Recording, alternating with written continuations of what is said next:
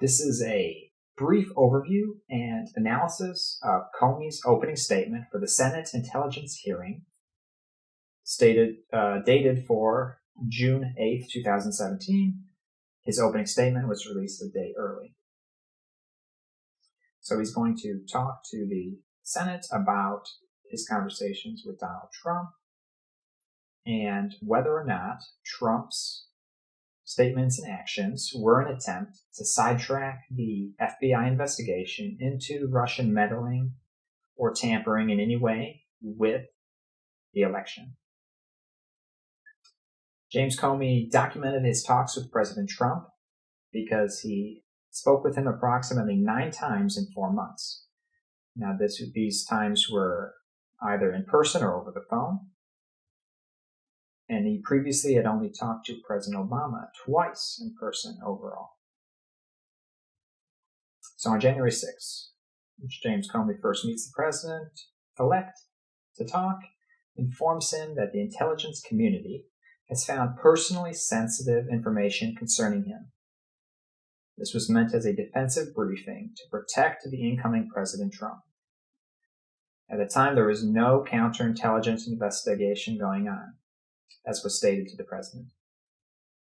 It's important to note that counterintelligence is drastically different from criminal investigative work. So counterintelligence is something the FBI will do to curb foreign influence. They will alert affected individuals, potentially turn those people into double agents, or maybe they'll make public statements or issue sanctions in order to curb the foreign influence. It's a different sort of investigation than a criminal investigation would be.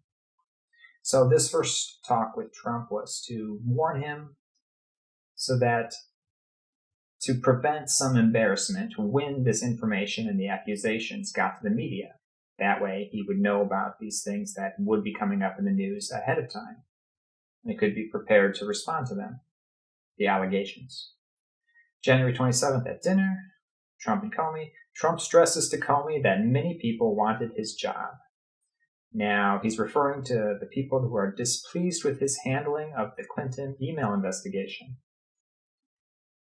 Now, the conversation goes on to become rather awkward when Trump begins to talk about loyalty.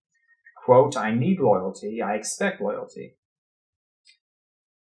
To this statement, Comey did not react, merely sat there in silence, and so did the president. Slowly, after talking more, the topic comes up again about, "I need loyalty." And Comey replies, "You will always get honesty from me." And subsequently, they talked a little more and both agreed that honest loyalty is the answer. So, however, it's unclear if their two definitions of that term were aligned. So, this particular encounter is a little troubling overall, because essentially what it's saying is that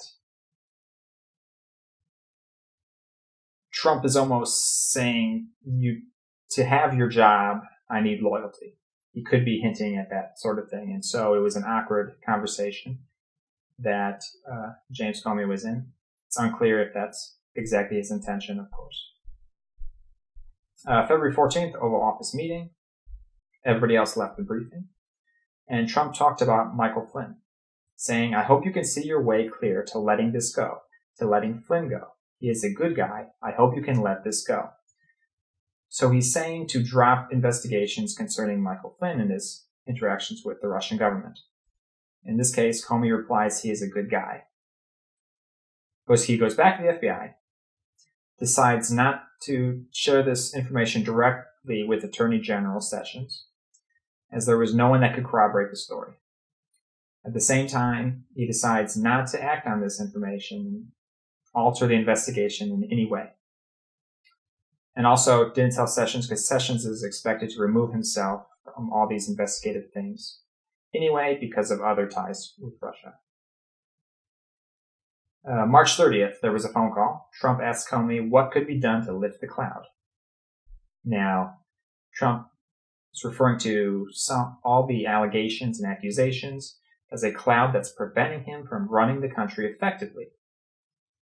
He also made it a point at this time to mention that he has not been involved with Russian hookers, and that he always assumes that Russia is recording him.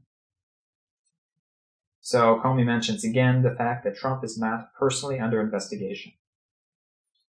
So after Trump's lawyers had reviewed Comey's opening statement, they directly commented on this portion, saying that the president feels completely and totally vindicated by this, the fact that Comey was repeatedly said that Trump has not been under investigation. Now, the reason that it was never publicly stated that President Trump was under investigation, was not under investigation, is because should there arise a time where evidence was found that he should be under direct investigation, then it's hard to go back on that and change your mind, especially after you've announced it, and it can get very ugly. And people were very upset with the way Comey handled the Clinton emails and jumped back and forth, flip-flop like that, and brought it up several times and changed his mind and things. So he may have been trying to not repeat that here. And on April 11th, Trump and Comey had a phone call. Trump asks again what could be done to get out the fact that he is not under investigation, essentially spread the news. But like I said, they can't do this because you never know if an investigation formally would be opened. It's hard to change them, go back once it's been announced. So Comey mentioned that he had passed the request to the acting deputy attorney general and had not heard back. Trump reiterated that the cloud over his work was preventing him from getting things done, and that his guys would talk to the acting deputy attorney general. Comey said that's the right thing to do.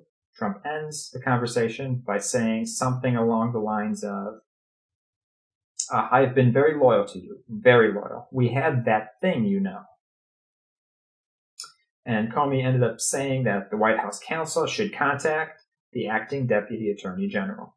Essentially, he had no comment on these other phrases that Trump said about, has no idea what that thing is referring to.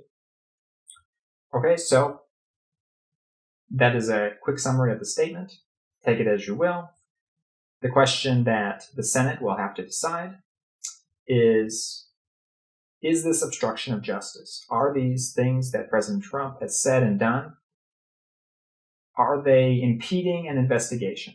And if they were enough to impede an investigation, then it's obstruction, and that is a criminal offense.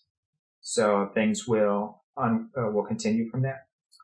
So make sure you watch the hearing and see how this unfolds in real time, and which questions he's asked. Will Trump be tweeting during the entire event? And what else may unfold in the subsequent news?